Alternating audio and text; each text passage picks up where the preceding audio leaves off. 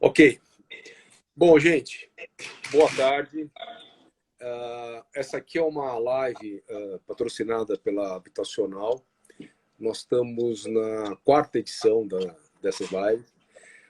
Nós já apresentamos 3 anteriores, que foram sobre questões jurídicas, relações trabalhistas e financeiro.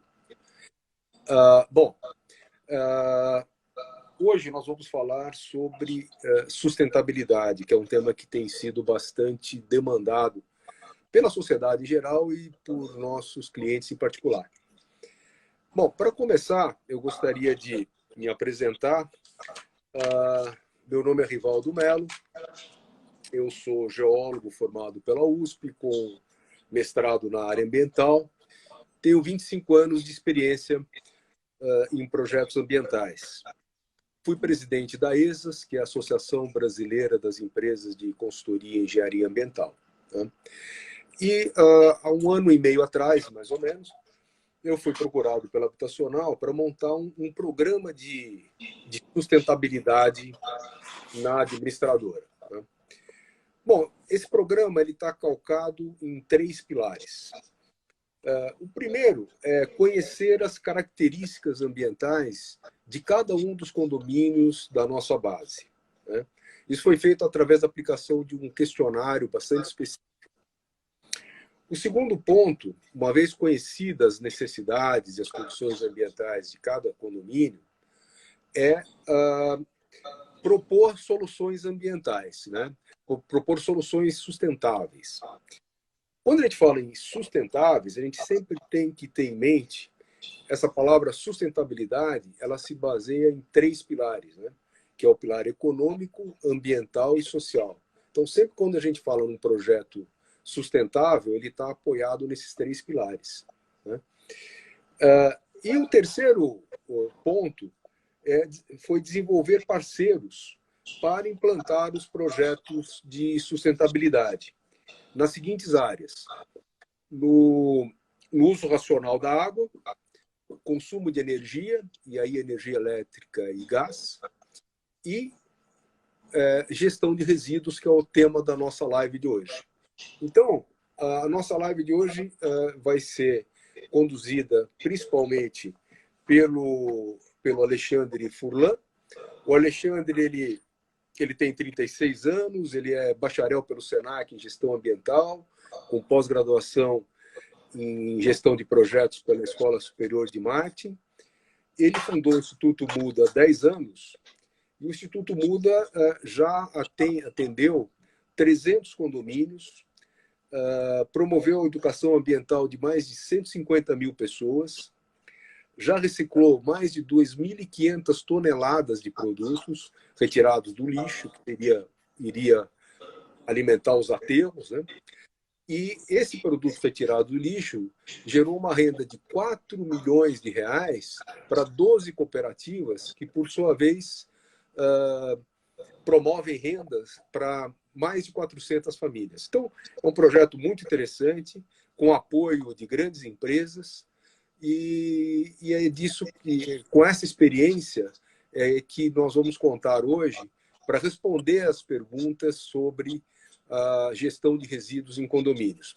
Nós temos um roteiro que eu vou fazendo perguntas para o Alexandre, mas vocês fiquem absolutamente à vontade para ir colocando as suas perguntas, e, na medida do possível, a gente vai intercalando com os temas que estão sendo apresentados. Então, sem mais delongas, eu gostaria de começar com o Alexandre a questão número 1, gestão de resíduos, Alexandre, é apenas coleta seletiva, como muita gente pensa? Olá, boa tarde a todos. Eu sou Alexandre, sou fundador do Instituto Muda. Falo um pouquinho aqui para vocês sobre coleta seletiva e gestão de resíduos. Bom, respondendo a primeira pergunta, não, gestão de resíduos não é só coleta seletiva. Todos nós geramos diversos tipos de resíduos, em um condomínio comercial é diferente de um condomínio residencial, diferente de uma indústria, Num condomínio residencial, por exemplo, os resíduos são bem heterogêneos, né? Então, você tem tanto resíduos perigosos, como uma pessoa pode ficar doente e produzir resíduos hospitalares, como resíduos não perigosos, que é o caso dos materiais recicláveis. Quando a gente monta um projeto de gestão de resíduos para o condomínio, a gente vai pensar ali em todos esses tipos de resíduos. Então, por exemplo, para óleo de cozinha, eletrônicos, pilhas, baterias, cartucho de impressora, ou até aqueles mesmos que não são exatamente resíduos, né? As roupas, né? Que a gente coloca para roupas para doação. Tem os recicláveis básicos, né? Que é o papel, papelão, vidro. E você também tem os não recicláveis, que a gente tem duas categorias dentro dele, né? Tem tanto os orgânicos, que são restos de comida, de frutas, de legumes, quanto as embalagens que não são recicladas, que hoje não tem um potencial de reciclabilidade. Por exemplo, o isopor, o papel higiênico usado ou limpo, ele não é reciclado, né? Então, você tem que pensar nesse contexto todo. Ok. Bom, todos nós produzimos lixo, né? Então, a pergunta é, de que é a responsabilidade do lixo que eu produzo, eu e minha família? Nós produzimos, nós geramos, e no final, de quem que é a responsabilidade disso, né? E aí, já emendando também, né, sobre a questão da educação ambiental, né? Como é que o Instituto Muda trata desse tema? Quer dizer, existe uma geração de lixo, precisa que as pessoas se responsabilizem de alguma maneira por isso, e como que o Instituto Muda trata essa questão?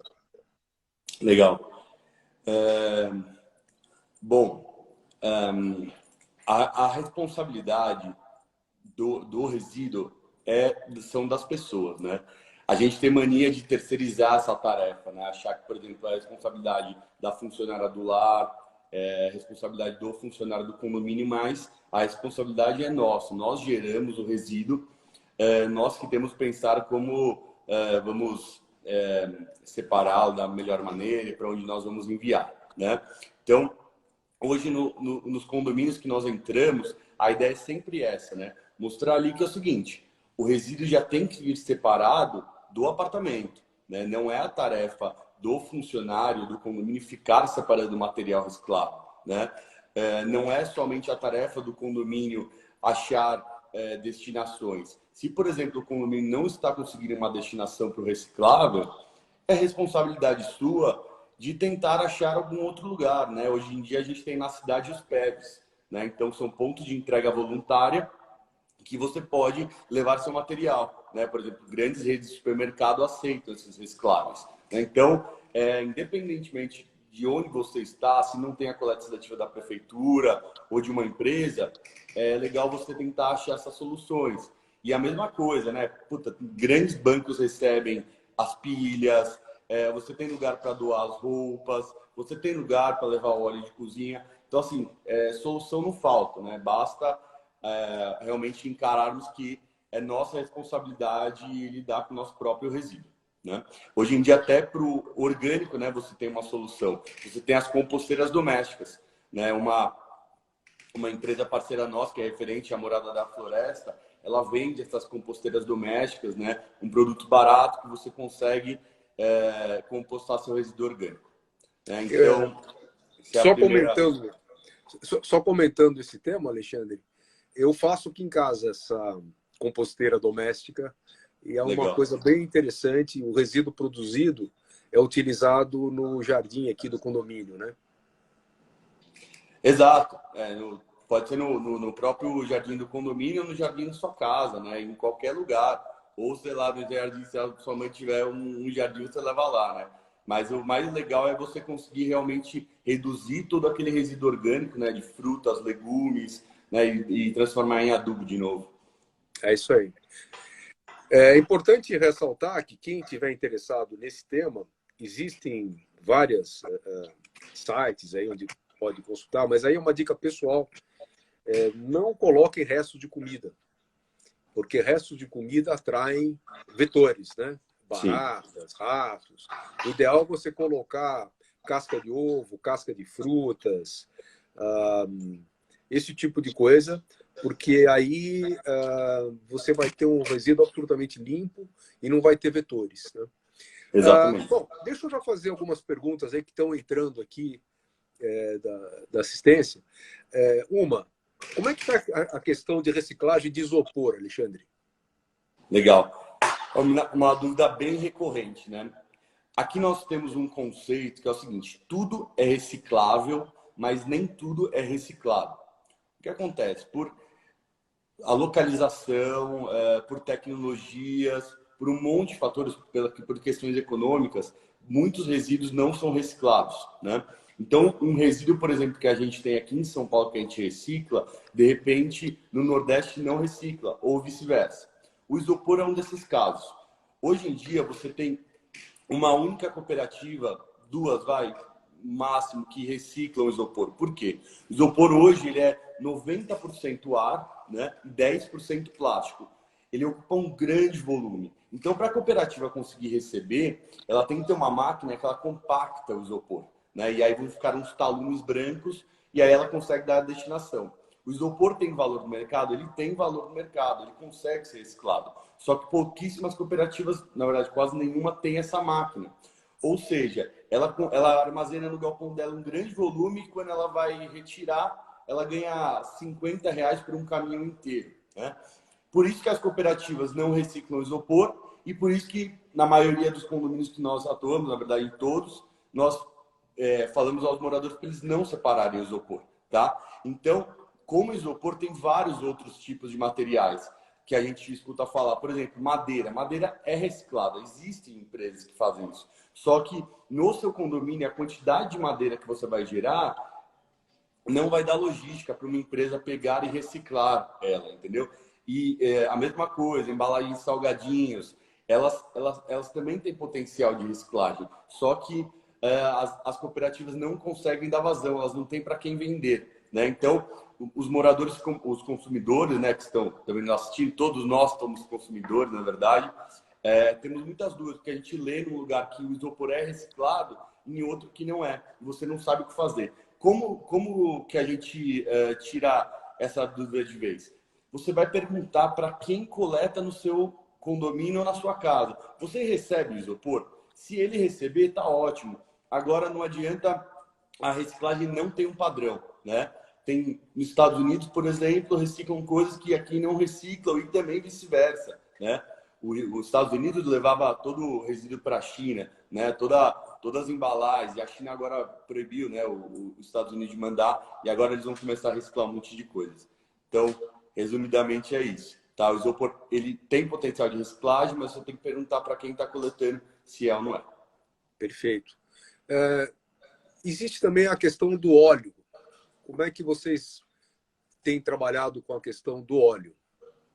Legal. Óleo de cozinha é 100% reciclado, tá? Quando você vai fazer o descarte, você pode fazer o descarte, inclusive com a gordura, com aquelas, né, aquelas comidinhas que ficam. Você coloca numa garrafa PET, uma garrafa de vidro, e você tem muitos lugares. Hoje tem um site que chama rotadarreciclagem.com.br, tá? Repetindo, rotadarreciclagem.com.br. Nesse site você pode colocar o seu endereço e aí vão aparecer vários recicladores de todos os tipos de materiais, inclusive o óleo de cozinha, tá? Então, já tem vários lugares que recebem, inclusive muitos supermercados. Então, você leva a sua garrafa lá e coloca, que vai ser 100% utilizado, tá? Para biodiesel, para detergente, vários novos produtos que podem ser utilizados com óleo de cozinha reciclado. Legal. Pelo que eu estou entendendo, Alexandre, é possível, num pequeno condomínio, ou em casas, ou até num condomínio de um pouco maior porte, que as pessoas façam a reciclagem por conta própria, sem contar com uma empresa que organize tudo isso. Mas qual a vantagem de fazer isso através de uma empresa? Eu digo aí na questão da facilidade do processo, de ter um ponto adequado para a guarda de cada tipo de reciclado. É claro que a gente sabe, como você falou no início, e isso faz parte da educação ambiental num processo de reciclagem, que as pessoas precisam separar o lixo em casa. Exato. E aí, você tendo uma empresa que gerencia isso, ela vai colocar lá os containers e vai fazer a coleta de maneira correta e vai fazer a destinação de maneira correta. Mas se cada um quiser fazer isso por conta própria, é possível? Sim, sim, é muito possível, né? Eu sempre falo que se a coleta seletiva funcionasse muito bem, talvez o Instituto Muda não precisaria existir, né? E quando eu palestrei em outros países, as pessoas ficavam realmente confusas. Elas falavam, por que sua empresa existe, né? Porque lá na Europa, em vários outros países, são as próprias pessoas que fazem, existe uma coleta seletiva muito boa do governo, né? E o que as pessoas precisam fazer é simplesmente deixar em frente à casa delas que todo o resto vai ser organizado. Aqui no Brasil não existe essa situação, né? Então, para falar em números, mais ou menos 6% de todo o resíduo do Brasil, somente 6% é reciclado, né? Então, é pouquíssimo resíduo que é reciclado. Aqui na cidade de São Paulo é a mesma coisa, né? De 2 a 3% vai para a coleta seletiva. De 30 mil prédios, mais ou menos de 3 a 4 mil participam da coleta seletiva, né? Então, as pessoas querem fazer, todo mundo tem essa vontade imensa de fazer coleta seletiva, mas faltam opções, né? Às vezes, opções cômodas, porque você tem, obviamente, um público que é super consciente, que realmente pega o material e leva até um supermercado, só que você tem um público também que, assim, está predisposto só que queria uma infraestrutura legal no prédio dele, né? Queria conseguir levar na garagem dele e não ter que levar até um supermercado. Então, essa organização, inclusive, você pode fazer no seu condomínio. Não é difícil, é que a gente hoje está 100% focado nisso e a gente conseguiu uma experiência, acertamos e erramos muito e conseguimos chegar num modelo muito bom. Mas os passos básicos para a implementação da coleta seletiva para qualquer pessoa é, primeiro, achar uma empresa que vá coletar esse material, né? Não adianta nada você, por exemplo, fazer todo um treinamento, uma educação ambiental com os moradores e funcionários e depois não ter ninguém para coletar. O que vai acontecer? Vai acumular material no seu condomínio e vai gerar mais dor de cabeça, né? E aí depois quem vai ficar com a dor de cabeça é você, que vai receber a ligação de morador e de síndico falando que não está tendo destino, né? Então a primeira coisa é achar a empresa de coleta. Segunda é educar os moradores, é treinar os moradores, né? Uma educação ambiental não é só você explicar o porquê que a pessoa está fazendo, que acho que todo mundo sabe da importância de destinar o resíduo corretamente, mas é de explicar como. Então, o que é reciclável, o que não é reciclável, tirar dúvidas dos moradores, dos funcionários do condomínio e das funcionárias do lar. E depois, o mais importante é passar um retorno para os moradores, que ninguém, na maioria dos casos que a gente fica sabendo, não tem, né? Então, eu comecei a coleta seletiva, mas para onde está indo esse material? Quem está impactando socialmente, economicamente, assim vai, né? E aí, dentro desse processo todo, também é adequar a infraestrutura do condomínio. Então, você tem que entender quantos containers você vai ter que ter ali no condomínio, fazer um projeto dos locais certinhos, para depois não dar mais problema do que solução, né? Que é o caso de alguns condomínios que, por exemplo, vem com a ideia que vão vender os recicláveis, né? E isso gera mais custo e mais problema trabalhista do que retorno, né? Então, esses são os passos básicos para qualquer pessoa implementar a coleta seletiva. Vamos falar um pouco agora sobre o aspecto econômico.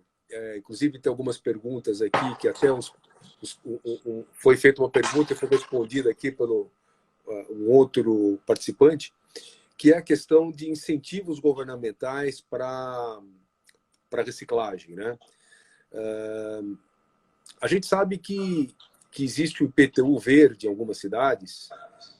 Aqui no município de São Paulo, se eu não me engano, isso ainda não está implementado, mas em outros municípios do estado, em alguns municípios do estado, já existe essa implantação. Então, a reciclagem seria um dos itens para que o condomínio pontuasse e conseguisse um IPTU menor.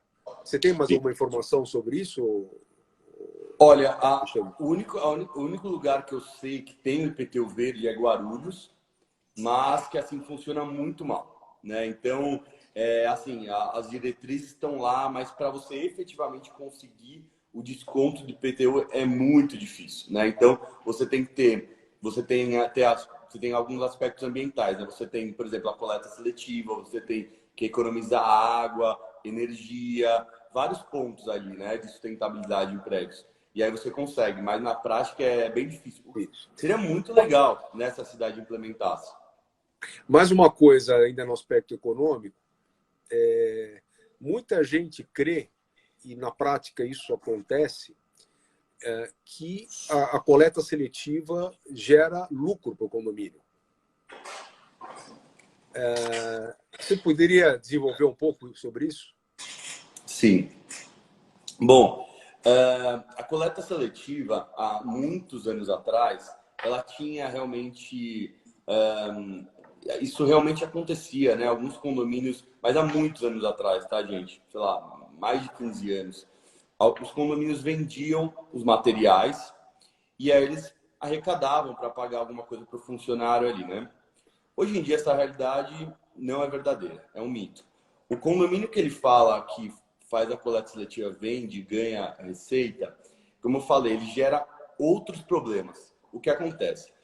Quando você vai separar para essas empresas comprarem, elas não vão pegar todos os materiais. Isso falo de pés juntos aqui. Elas vão pegar alguns, vão pegar um papelão, elas vão coletar a latinha de alumínio, todo o resto vai continuar indo para o aterro sanitário. Então não é um projeto de coleta seletiva, você só está separando alguns materiais.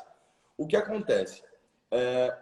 Quem vai para essa empresa coletar separadamente, quem vai ter que fazer esse pente fino é o funcionário do condomínio. E desde 2012 existe uma jurisprudência que diz que o funcionário do condomínio é igual o funcionário da coleta de lixo da prefeitura.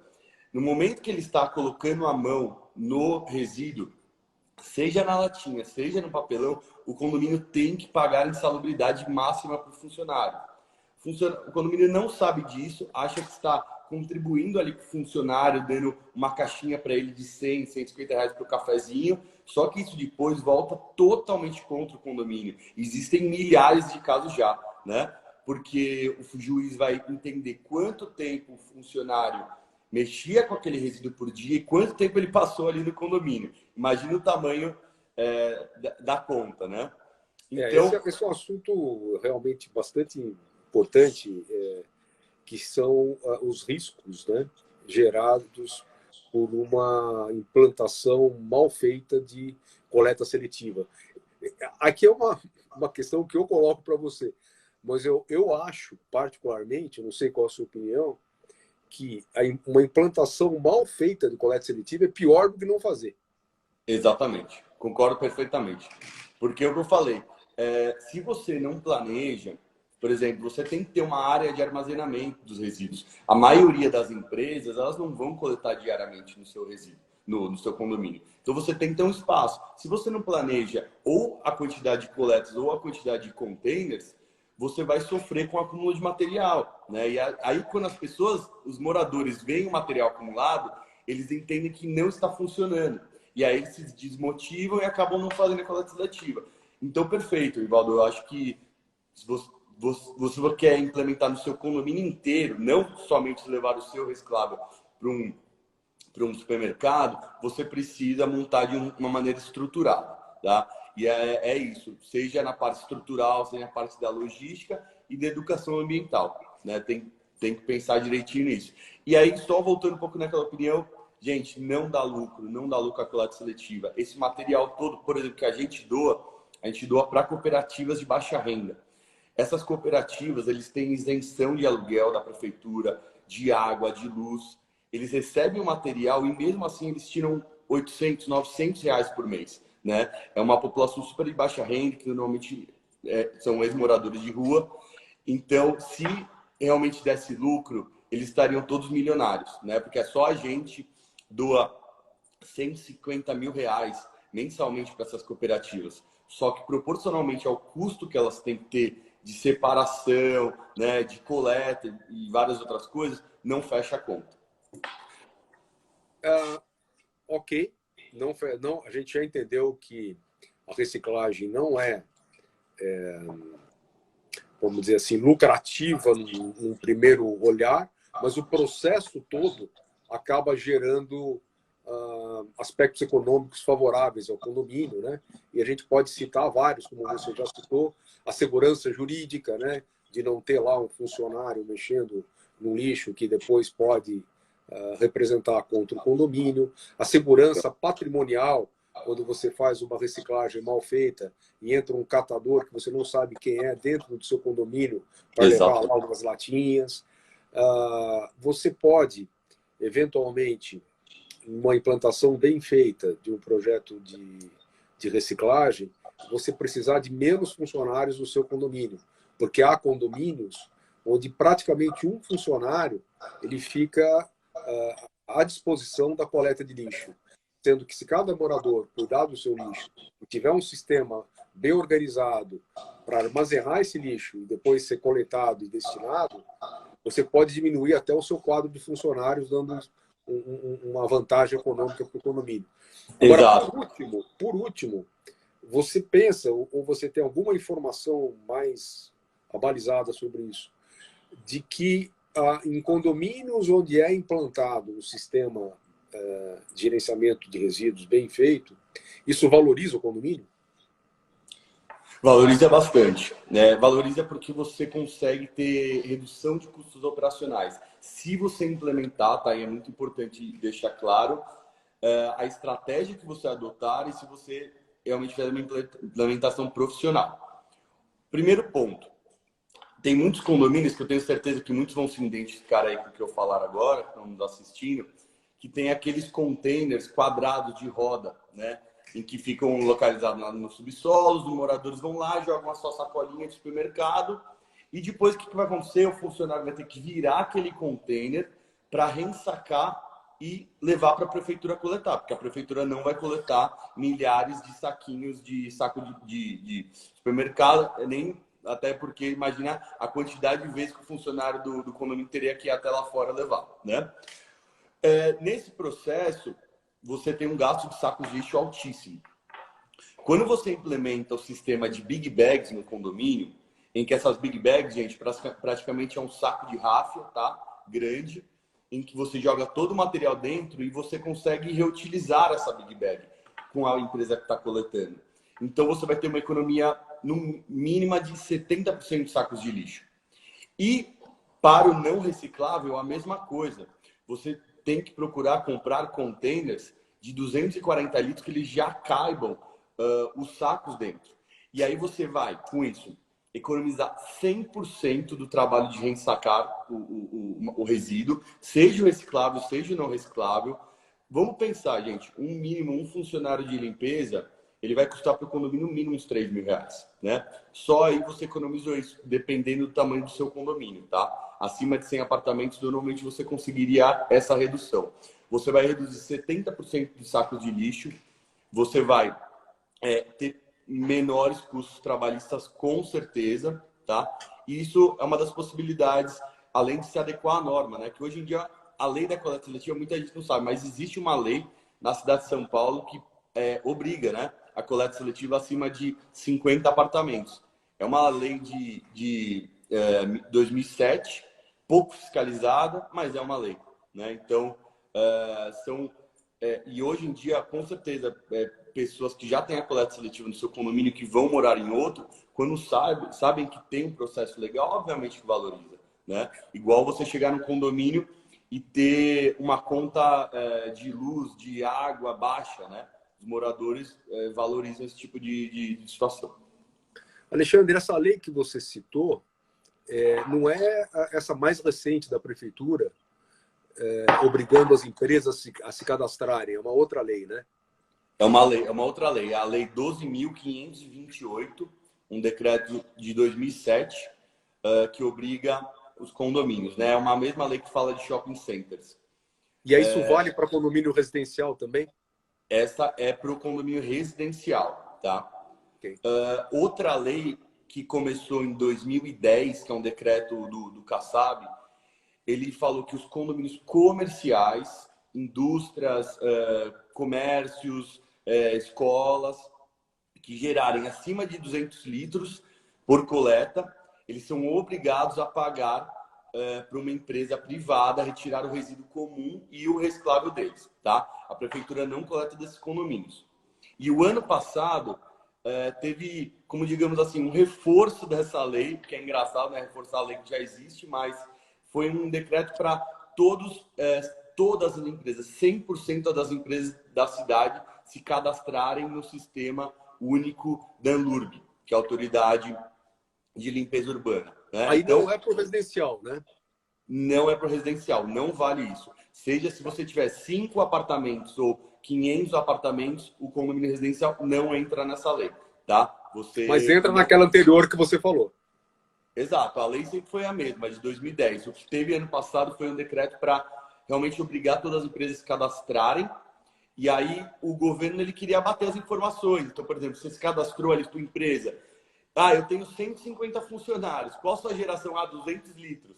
Né? Aí ele vai bater uma coisa com a outra e falar assim, não, você precisa contratar o sistema privado. É isso que eles queriam, tá? Bom, Alexandre, vamos falar agora sobre o tema do momento, que não dá para fugir, né? Começando de uma forma mais geral, para depois a gente ir no particular que nós estamos vivendo hoje de coronavírus. Mas, assim, qual o risco de contaminação de funcionários ou até, eventualmente, de moradores pelo armazenamento e coleta feito de forma inadequada do lixo? Ou seja, um condomínio que não tem reciclagem ou que tem uma reciclagem mal resolvida, mal conduzida, a que riscos estão expostos os funcionários e até os próprios moradores? Perfeito. E aí mais uma pergunta que também tem sido... os funcionários que lidam diretamente com esse lixo, quais os equipamentos de proteção que eles precisam, como luvas, máscaras, enfim? Legal. Bom, os equipamentos de proteção individual, né, os EPIs, eles sempre foram obrigatórios e, na verdade, os funcionários da limpeza sempre deveriam utilizar, né? Tanto as máscaras de proteção como as luvas. Isso não deveria ser um procedimento básico do condomínio. Mas agora é um risco de saúde, assim, em outras proporções, né? Então, obviamente que isso é o mínimo que o condomínio tem que adotar, entregar as máscaras, as luvas e ter uma continuidade de reposição, né? Então, as máscaras específicas aí para uso no trabalho, elas têm uma duração média de 1 semana, né? Aí o condomínio teria que repor, ou dependendo da máscara, pode fazer a higienização dela e continuar utilizando. Na questão do gerenciamento de resíduos como um todo, primeiro ponto, se o condomínio ainda adota aquele sistema de andar em andar, né, a coleta, isso está errado de qualquer maneira, né?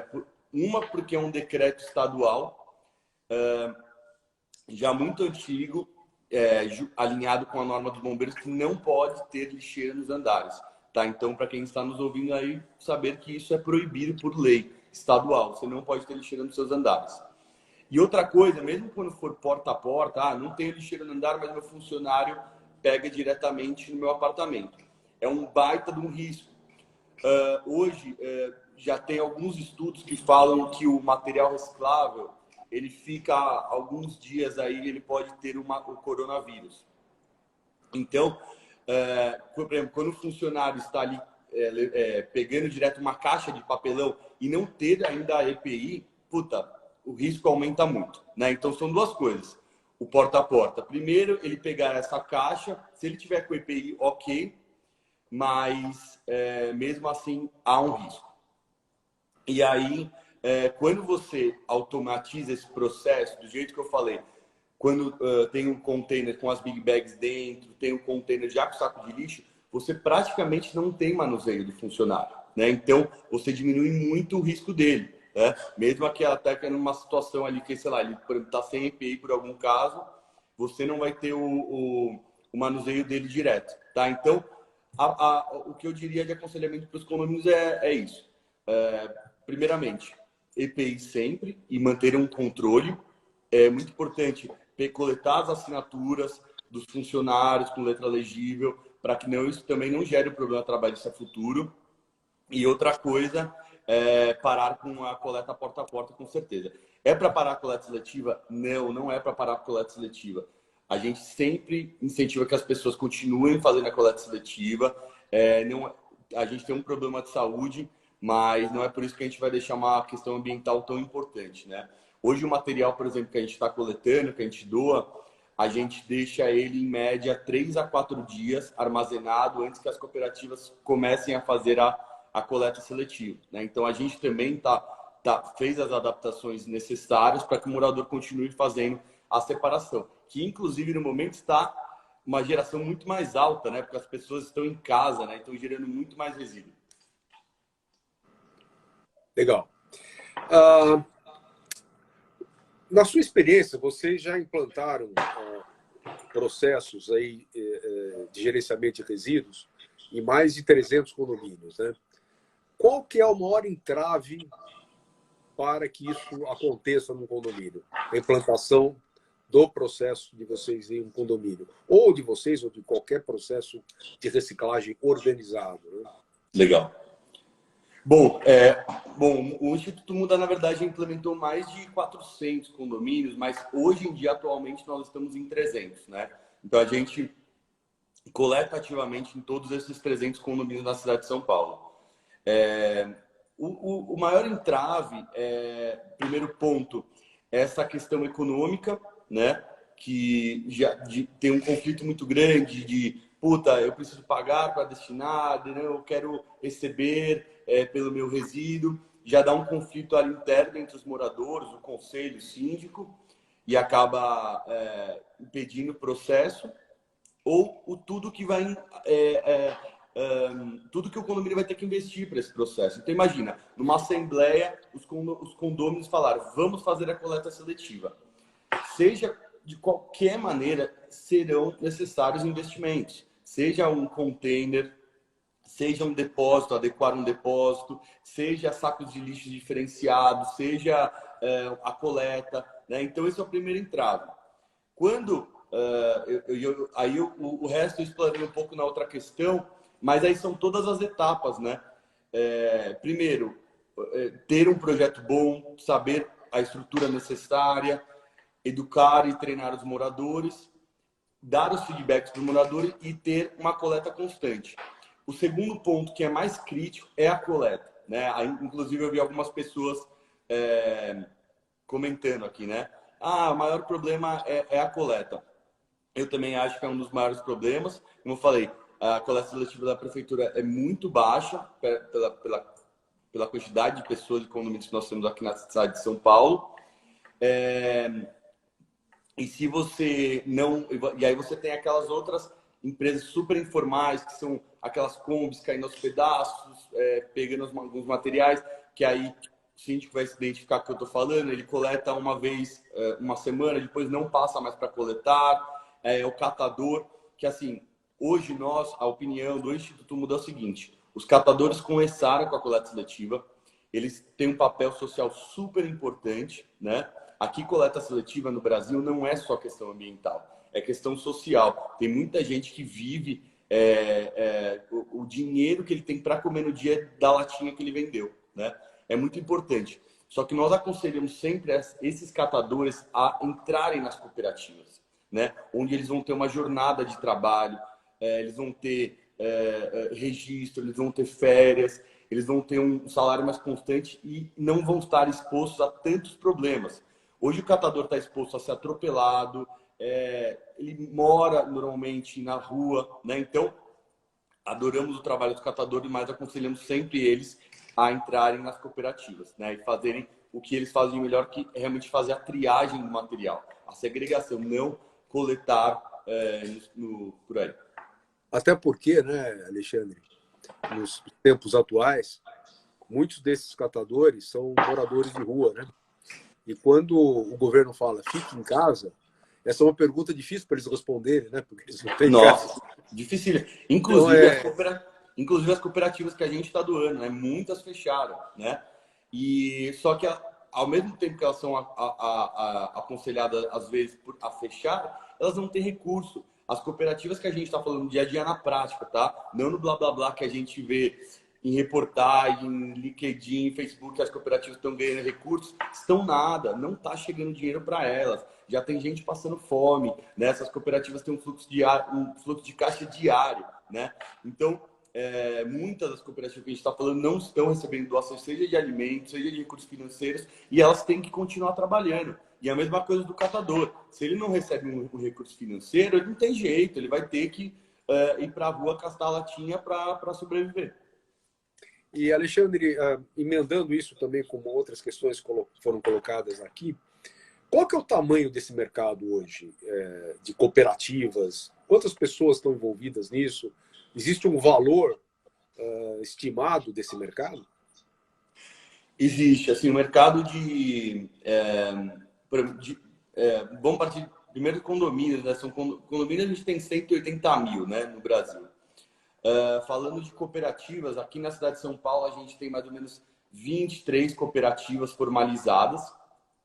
Só que a gente tem muitos grupos de catadores informais, né? São mais de 80 grupos de catadores que, assim, o cara basicamente em frente à casa dele faz a separação junto com a família, né? Então, são mais ou menos 80, 90 grupos.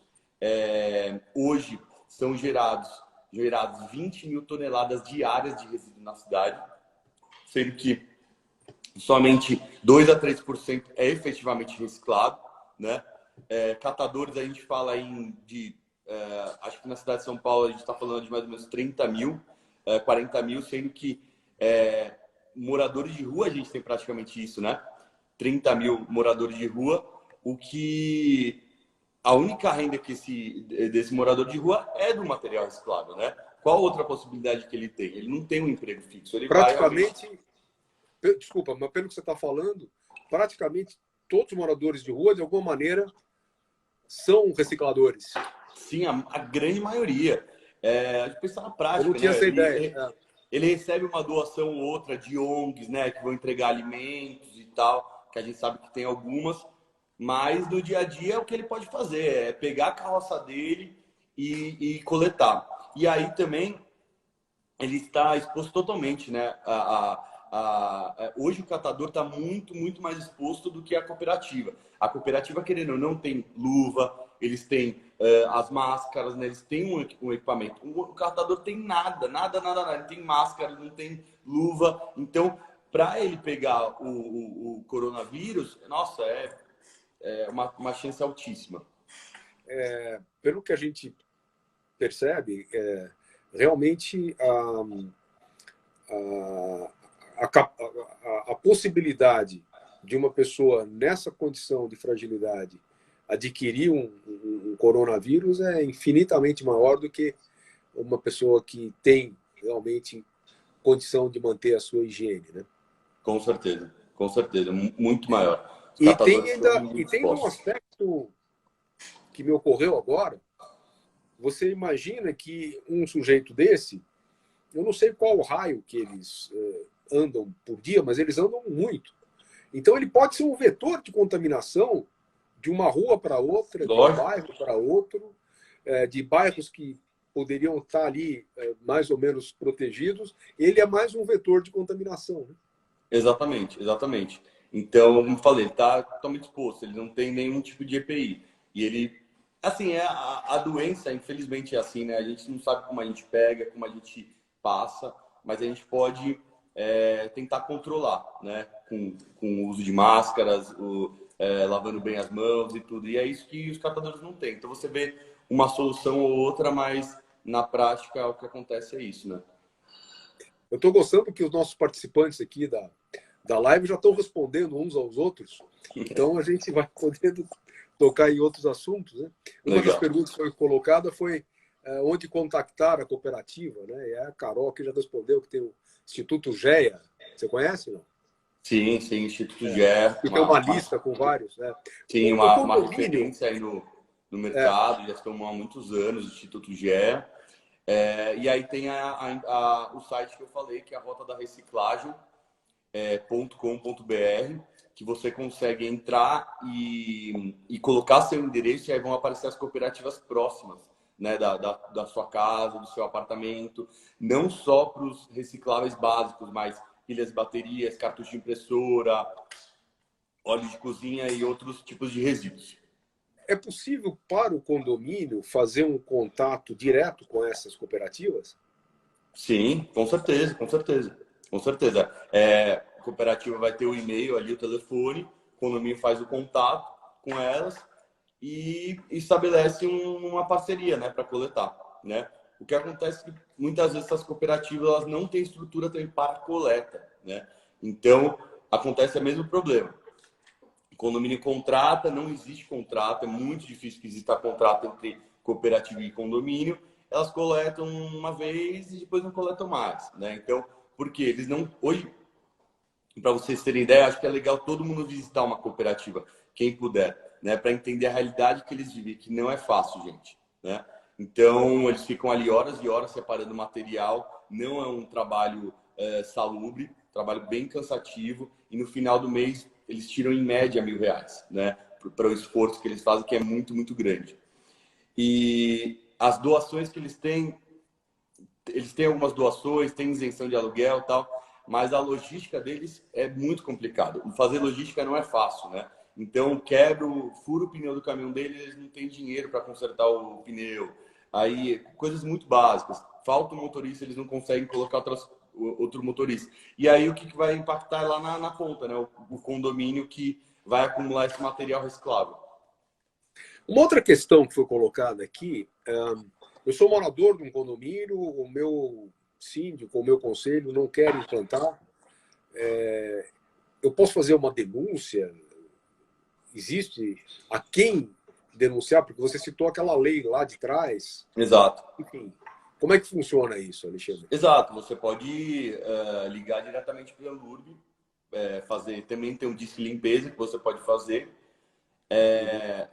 Só que Mas na assim, prática isso na funciona? prática, assim, para o condomínio comercial, não. Para o condomínio comercial, a própria prefeitura não vai coletar de você e você vai ter que fazer alguma coisa com aquilo. Mas agora o residencial, eu acho que é mais fácil o morador ou o conselheiro tentar ir por outras vias, né? Tentar mostrar, fazer uma enquete com os moradores, mostrar que é um processo legal, um processo assim extremamente básico para os dias atuais, né? A gente está falando que nós estamos em 2020, a gente está com sérios problemas ambientais, não é só o problema do Covid, né?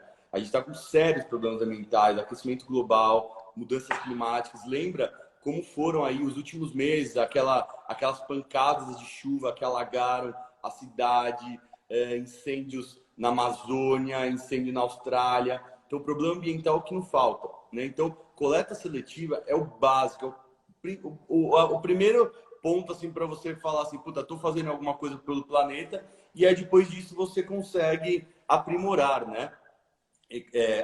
Implementar instrumentos na sua casa para economizar água, energia e várias outras coisas que você pode fazer pelo mundo. E foi bom você ter já comentado isso, porque a nossa próxima live vai ser sobre esses outros assuntos aí ligados à sustentabilidade. Nós vamos falar sobre energia na próxima quinta-feira. Ah, legal.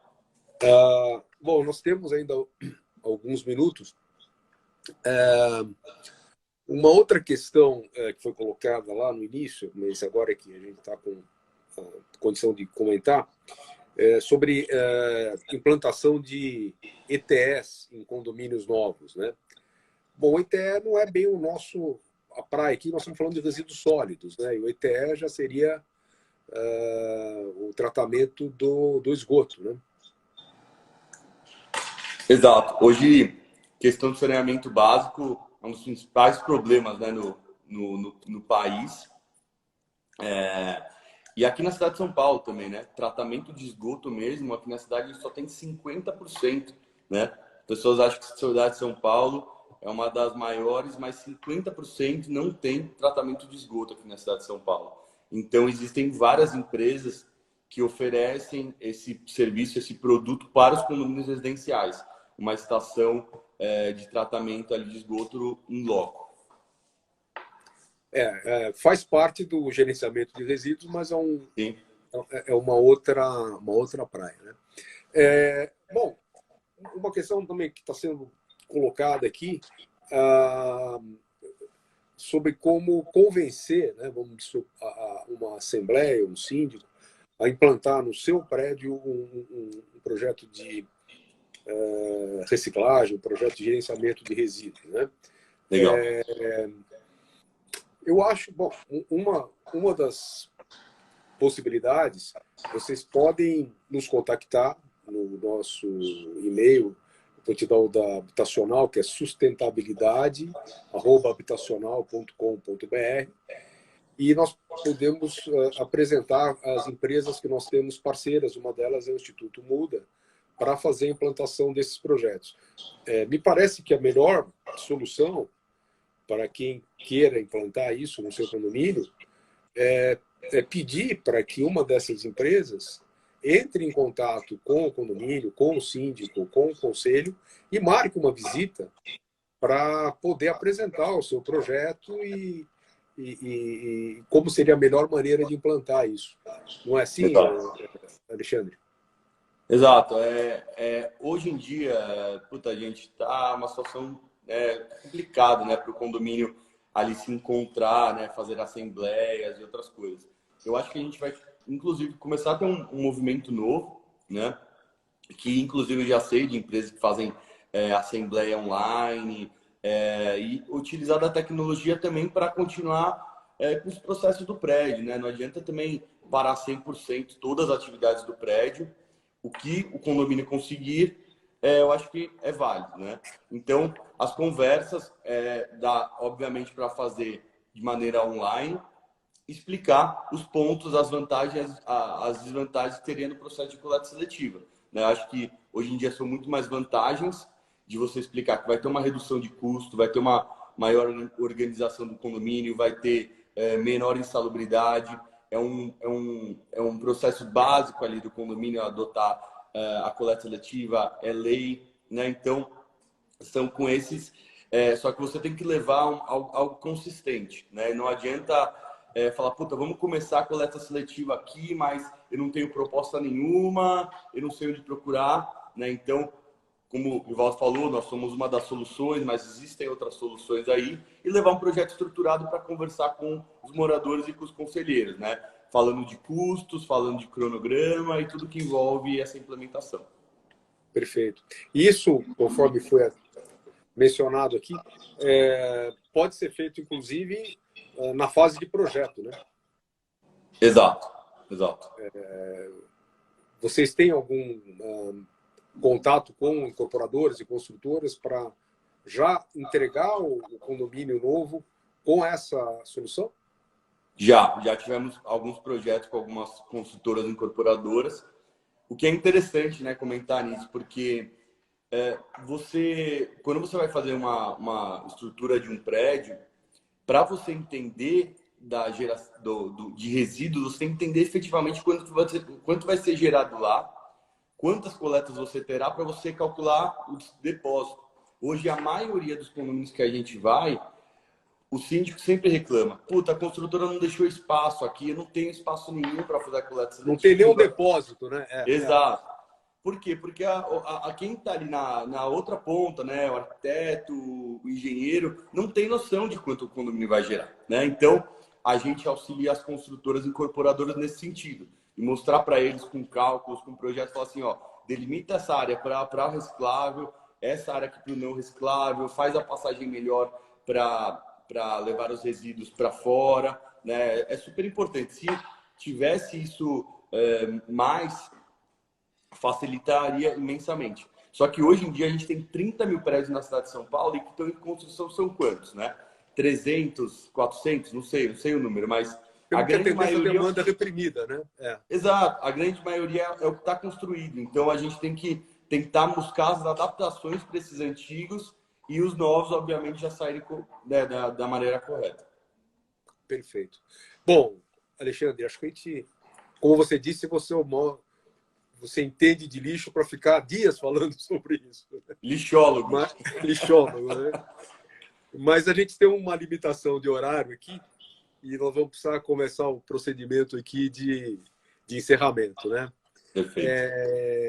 Eu gostaria de salientar para vocês, mais uma vez, que questões que não foram eventualmente, porque não é possível, né, responder todas, eu procurei abarcar o máximo possível, mas nem todas foram respondidas. Por favor, podem mandar especificamente para o e-mail sustentabilidade@habitacional.com.br e nós vamos encaminhar para vocês uma resposta, tá?